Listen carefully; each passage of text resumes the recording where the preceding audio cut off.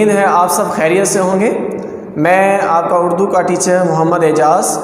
آج ہم جو سبق پڑھیں گے وہ ہے رسم و رواج کی پابندی کے نقصانات۔ یہ 11ویں کلاس کا سبق ہے اور اس میں جو لکھنے والے کا نام ہے وہ ہے سر سید احمد خان۔ سب سے پہلے ہم مصنف کا تعارف ہی پڑھتے ہیں۔ تو جو مصنف ہیں وہ ہے سر سید احمد خان، اور ان کی جو پیدائش ہوئی ہے وہ 1817 دہلی میں ہوئی ہے۔ والد کا نام سید محمد متقی تھا، اور ان کی جو مشہور تصانیف ہیں، جو انہوں نے مشہور کتابیں لکھی ہیں، وہ ہے آثار السنادید، خطبات احمدیہ، اسباب بغاوت ہند، تاریخ سرکشی بجنور، اور اس کے بعد ان کی جو وفات ہوئی ہے وہ ہوئی ہے 1898 میں۔ اس کے بعد ہم آتے ہیں سبق کی طرف۔ تو اس میں چند مشکل الفاظ ہیں اور ان کے معنی یہاں درج کر دیے گئے ہیں۔ میں یہ پڑھوں گا اور آپ بغور اس کو سنیں گے، اور سننے کے بعد ہم آئیں گے سبق کی طرف۔ تو آئیے چلتے ہیں۔ الفاظ ہیں منشا۔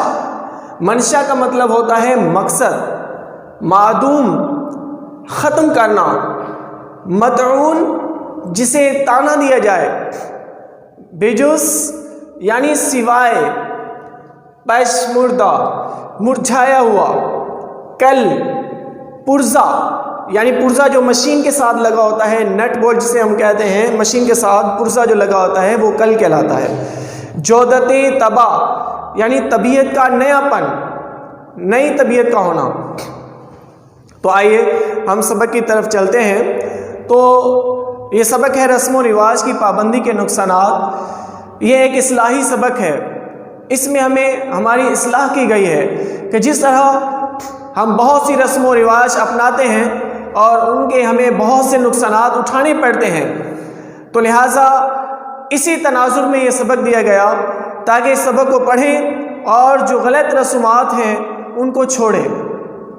تو ایک بزرگ کا کہنا ہے، ایک بزرگ کا قول ہے کہ انسان کی زندگی کا منشا یہ ہے کہ اس کے تمام قوہ اور جذبات نہایت روشن اور شگفتہ ہوں، اور ان میں باہم نامناسبت اور تناقض واقع نہ ہو، بلکہ سب کا مل کر ایک کامل اور نہایت متناسب مجموعہ ہو۔ یعنی جو انسان کی سوچ و فکر میں ہوتا ہے وہی اس کے عمل میں ہونا چاہیے۔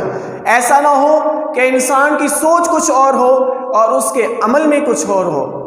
تو اسی لیے انسان کو اس کی خوشی کا حق رکھ دیا گیا ہے، اس کی صلاحیتوں کے مطابق، کہ کوئی بھی انسان ہے اپنی صلاحیتوں کے مطابق وہ اپنی خوشی کو برقرار رکھ سکتا ہے، وہ خوش رہ سکتا ہے۔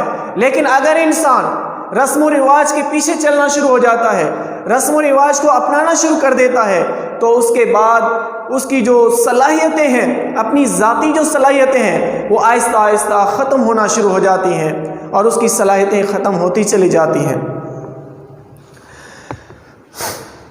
تو اسی طرح ایک انسان ہے، اگر وہ رسم و رواج کی پابندی کو اپناتا رہتا ہے تو وہ اس کی مثال اس طرح ہو جاتی ہے کہ جس طرح ایک بندر کی مثال ہے۔ ایک بندر وہ اندھی تقلید کرتا ہے۔ اگر اس کی طرف کوئی چیز ماری جائے تو وہ بندر اس کا ریئیکشن کیا دیتا ہے؟ وہ جو چیز اس کے ہاتھ میں آتی ہے وہی چیز وہ پھینک دیتا ہے، اور اس کو کسی اچھے یا برے کا پتہ نہیں ہوتا، اس میں غلط کیا ہے، اس میں صحیح کیا ہے، اور اس کی جو چیز میں پھینک رہا ہوں اس کی قیمت کیا ہے، یہ اس کا اندازہ اس بندر کو نہیں ہوتا۔ تو آج ہم جو اندھی تقلید کرتے جا رہے ہیں، رسم و رواج کو اپناتے جا رہے ہیں، تو یہ انہی کی مثال کی طرح ہو جاتا ہے۔ ہماری طبیعت غلط رسم و رواج کی طرف کیوں چلی جاتی ہے کہ ہم سوچتے ہیں کہ انسان دوسرا جو شخص ہے وہ ہم سے خوش ہو جائے۔ اگر ہم یہ رسم نہیں اپنائیں گے تو وہ ہم سے ناراض ہو جائے گا، ہمیں تانے دے گا کہ تم یہ رسم نہیں اپنا رہے، کیا تمہارے پاس اتنے پیسے نہیں ہیں؟ تو ہم کیا کرتے ہیں؟ لوگوں کی خوشی کے لیے اپنی خوشی کا گلا گھونٹ دیتے ہیں، اپنی خوشی کو ضائع کر دیتے ہیں، اور لوگوں کے باتوں کو سن کر اور ہم اندھی تقلید شروع کر دیتے ہیں۔ تو اسی طرح مشرقی قوم کا زوال جو شروع ہوا تھا وہ کس وجہ سے ہوا تھا؟ وہ اسی وجہ سے ہوا تھا، وہ رسم و رواج کو اپنانے کی وجہ سے ہوا تھا کہ جو لوگ رسم و رواج کو اپنانا شروع ہو گئے تھے، اپنی صلاحیتوں کو بھول چکے تھے، جو ان کی اپنی ذاتی جو صلاحیتیں تھیں ان کو بھول گئے تھے، اور اس کے بعد انہوں نے دوسرے لوگوں کی، مغربی لوگوں کی، گوروں کی تقلید کرنا شروع کر دی تھی۔ اس وجہ سے یہ مشرقی قوم کا زوال بھی شروع ہوتا ہے۔ آج کا سبق رسم و رواج کی پابندی کے نقصانات۔ تو تمام بچے اس سبق کو غور سے پڑھیں گے اور اس میں یہ جو مشکل الفاظ دیے گئے ہیں ان کی مدد سے آپ سبق کو اچھے طریقے سے پڑھیں گے۔ سبق کو پڑھنے کے بعد اس سوالات کے جوابات آپ نے لکھ کر لانے ہیں اور جملوں میں استعمال کرنا ہے۔ یہ ہوم ورک کر کے آپ نے اسکول کے اندر جمع کروانا ہے۔ والسلام۔